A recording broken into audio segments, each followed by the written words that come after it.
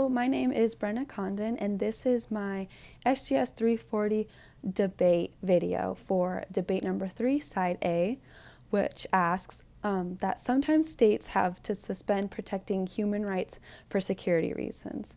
And so one country that brings this in specifically is Libya, because it's one of the most recent. So it's easier to recall because many people might actually remember when this occurred, because it was only back in 2011. So in 2011, Libya was actually suspended from the United Nations Security Council because they had violated their own agreement of rights to be within the Security Council.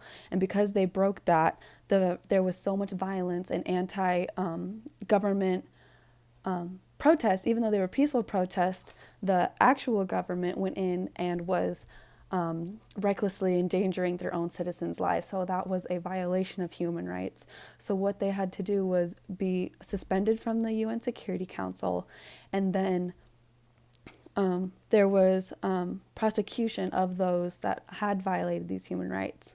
So just to go into more background, so there needs to be a great focus on the citizens' well-being, and because that was not being done by the government of Libya, that's why they were suspended from the Security Council, because they were violating their own commitment to protect the citizens. And now that that wasn't happening, they didn't deserve to be on this council, because they're making choices for the safety of others, in theory, for other countries possibly, but if they can't do this for their own country, then why should they make choices for others? So that was the grand reason that they were suspended from the council.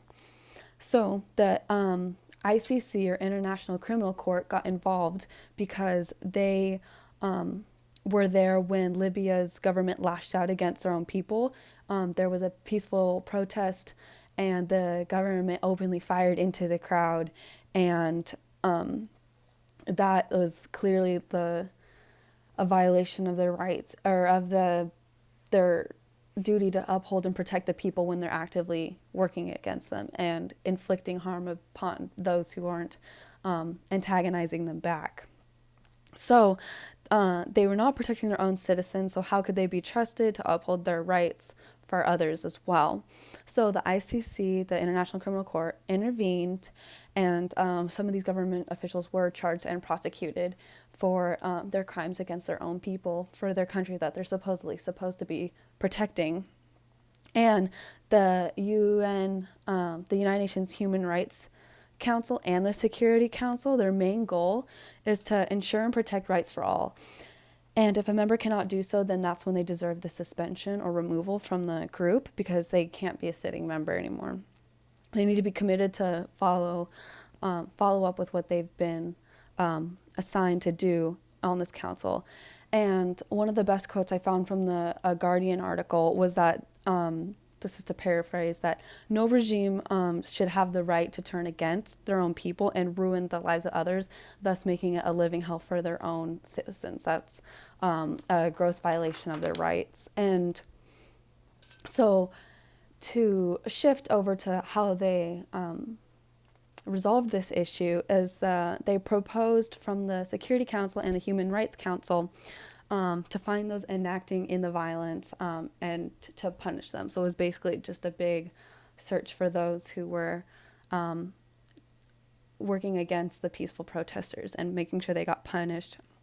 And then on the higher level, so from the state level then to the international level, there was a lot of delegation between Libya and other countries that were seated to try to figure out what they should do with them, if they should continue the suspension or let them back on the council. And Libya did express their condolences. They were extremely embarrassed and ashamed of what some of their people had been doing to their own citizens, because it wasn't the whole government. It was a select rebel group within that was trying to work against their own citizens. And so their responsibility to protect their own people was inescapable. So they made this commitment and they couldn't even uphold it. And so that's when their human rights was greatly compromised. And so, again, from the opposing side, if you were an outsider and you weren't one of the victims from this occurrence, you could say that, oh, well, stopping human rights is a violation of human rights because everyone deserves to have this and have this protection. And if you're not living through these hardships that the victims are feeling, it's hard to clearly like be in their shoes, but it can be seen as a gross violation and should not be done under any circumstances. But when it comes to the nation as a whole and the well-being of the Commonwealth, like then there should be punishing action to those that are working against their own citizens. So, to wrap up, this was a really historical decision, and ever since the Security Council was made, no one has been suspended, quite like how Libya was. It was a very extreme case, and it being so recent, it's very interesting for more political scientists to dig into. But it was for the safety of the people, and ever since, Libya has been very compliant with the punishment and new rules that have been placed on them. The system isn't perfect, but they're always improving. So I think that's important to show that Libya's government is trying to reform and do better for their people. Thank you.